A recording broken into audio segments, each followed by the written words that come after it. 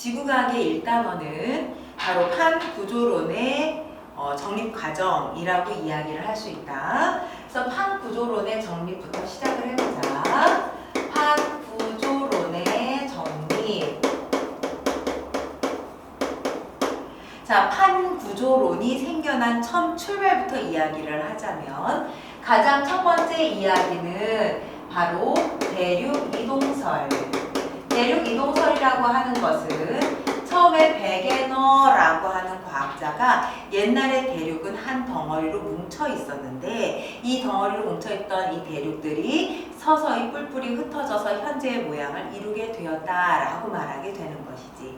우리가 중학교 때 배웠던 것으로 보면 고생대 말 전체 대륙은 원래 하나로 덩어리져 있었던 적이 있었다. 이렇게 표현을 한단 말이야. 바로 그것을 우리는 판게아라고 부르고 이 판게아를 다른 말로 초대륙이다라고 부르게 되지. 이런 판게아라고 하는 한 덩어리의 땅이 있었는데 이 땅이 지금은 각각 나누어지게 되었다라고 하는 것이 대륙 이동설 이렇게 이야기를 하는 거야.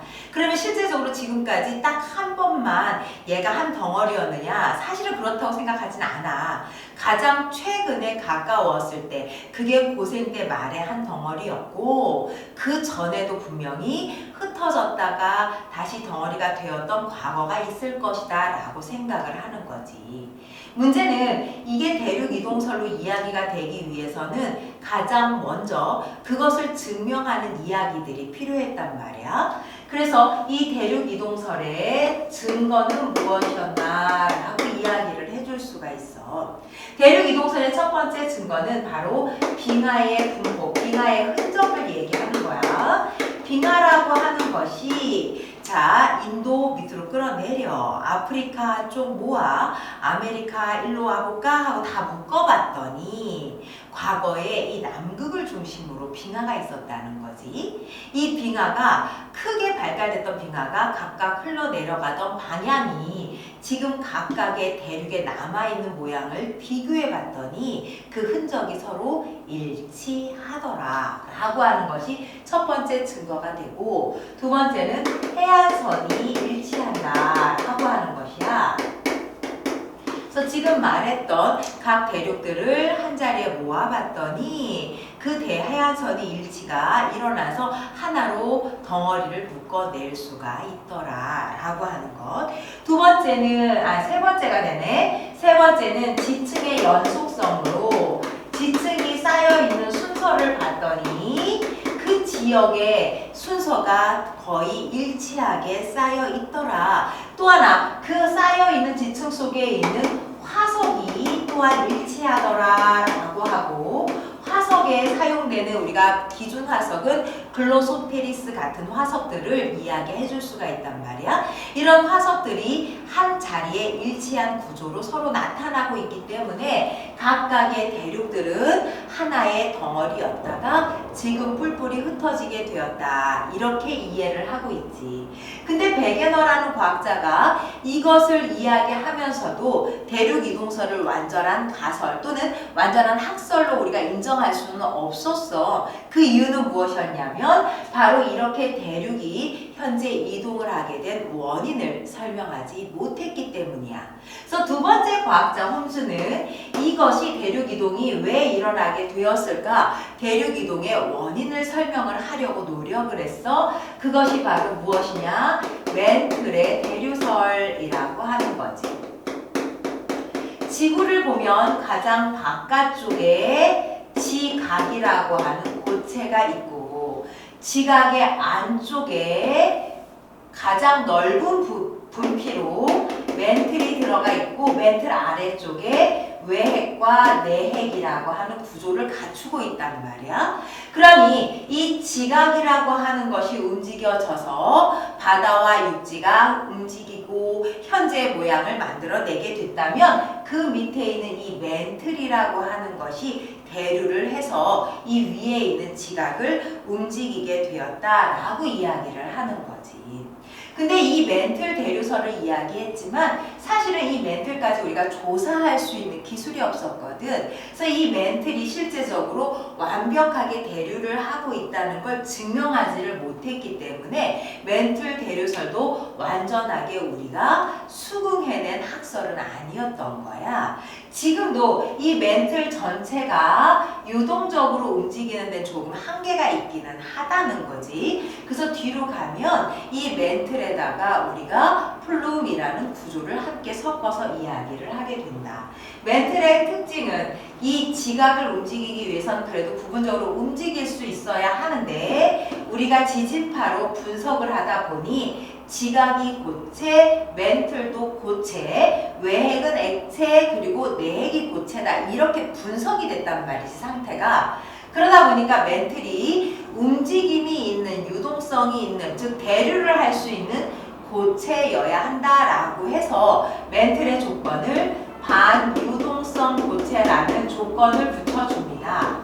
하지만 아까 이야기한 것처럼 멘틀 전체의 대류를 증명할 수도 없었고 또한 얘가 반유동성 고체인 것으로 전체가 움직이도록 설명하기도 어려웠기 때문에 완벽하게 우리가 수긍을 해낸 학설은 되지 못했다라고 얘기를 하는 거야. 자, 세 번째. 그러면 현재 이 지구에서 얘네들은 실질적으로 이 지각의 모양이 완벽하게 동일하냐? 사실 그거는 아니잖아. 대륙에서 보면, 특히 지각에서 보면 대륙지각과 해양지각이라고 하고 있고 그 위에 구조가 울퉁불퉁 나누어져 있단 말이지. 겉으로 보는 대륙지각은 우리 눈에 보이기 때문에 저기 산이네, 저기는 강이구나 라고 해서 그 높이 차이를 확인할 수가 있는데 바닷속에 있는 구조인 해양지각은 그 모양을 완전하게 볼 수가 없었네. 그래서 바닷속으로 들어가서 바닷속에 있는 해양지각을 먼저 구성을 확인을 해주고 그 해양지각의 모양을 보면서 그 해양지각에 있는 이 대륙의 형태에 따라 그 밑에가 어떻게 움직여졌을지를 생각을 해보고 그걸로 대륙 이동설을 다시 한번 설명을 해보는 건 어떨까 싶어. 그래서 다시 우리는 이 바닷속의 구조를 확인을 해볼 거야. 그래서 해저 지형을 확인을 할 건데 이 해저 지형은 어떻게 확인을 하는가라는 거지. 해저 지형을 확인하는 방법은 무엇이냐면 바로 음파를 이용하는 거야. 음파를 이용해서 우리가 초음파라고도 부르지. 그래서 음파, 초음파 이런 애들을 이용을 해서 바닷속의 깊이를 측정을 해낼 거다. 자, 바닷속의 깊이는 각 지역마다 무엇이 있느냐? 바닷속에 산이 있거나 골짜기가 있거나 평평한 평지가 있거나 그 깊이를 측정하는 수심 측정을 해 주어야 한다라고 얘기를 할 수가 있어. 자, 수심이라고 하는 건 어떻게 측정하냐면 바다 위에 배를 띄우고 이 배에서 내가 음파를 쏘는 거지. 그러면 쏘아진 음파가 반사가 돼서 돌아오는 데 걸리는 시간을 측정을 하는 거야. 그러면 우리는 속도 곱하기 걸린 시간이라고 하면 이 속도로 내가 이 시간만큼 깊이 들어갔다 이렇게 얘기를 하고 싶은데 시간은 갔다가 돌아왔으니 수심의 깊이를 그대로 시간으로 볼 수는 없겠네. 그래서 나누기 1을 해줌으로써 수심의 깊이를 측정을 해줄 수가 있다. 자, 이렇게 수심을 측정을 해서 우리가 찾아낸 해저 지형은 육지의 연장으로부터 볼 수 있는데 육지의 연장 그리고 여기서부터 서서히 들어가다가 깊이가 있는 이런 구조라는 형태로 만들어 줄 거야. 자, 바다에 파도가 쳐야 하니까 이 파도 치는 구역을 정해주고 바다의 연장 부위 여기를 우리는 대륙붕이라고 한다. 대륙붕이라고 하는 건 깊이가 약 200m까지 정도 대륙의 연장선, 대부분의 지화 자원이 많이 묻혀 있는 곳이지. 자, 여기서 갑자기 이렇게 경사면으로 떨어지고 있는 곳, 이 경사면의 부위를 우리는 대륙 사면이라고 하고, 이 대륙 사면이 꼭 절벽의 골짜기처럼 떨어지고 있기 때문에 물이 급류가 돼서 떨어지면서 이 밑에 물을 흔들어 놓게 되겠지. 그래서 여기에 저탕류라고 하는 물이 생겨. 저탕류라고 하는 흔들리는 물이 만들어지면 그 흔들리는 물이 조용히 가라앉으면서 무거웠던 자갈들이 밑으로 가라앉고 가벼웠던 물질들이 서서히 침강을 해서 퇴적이 되면서 크기에 따라 분리가 돼서 퇴적된 지형을 만들 수 있는 저탕류가 발생을 한다. 그리고 다시 평평한 지역인 여기를 우리는 뭐라고 부르냐면 대륙대. 그래서 대륙대까지 대륙의 연장으로 보고 거기에 깊은 골짜기 해구, 바닷속에 솟아있는 것이 산이면 해산, 산이 연결되어져 있으면 해령이라는 구조를 찾아줄 수가 있겠지. 그래서 걸린 시간이 해구가 깊이 들어갔다 나오니까 오랜 시간이 걸릴 것이고, 해령이라고 하는 것 또는 해산이라고 하는 것은 위로 솟아있는 공간이니까 깊이가 얼마 되지 않아서 시간이 짧게 걸리게 될 거야. 자, 우리는 이렇게 바다가 쭉 펴져 있으면 보통 대륙대에서 그 다음 대륙대에 이르는 구간까지 가장 깊은 바다에 해당하는 부분이다 라고 해서 심해저 평원이라고 부르게 된다.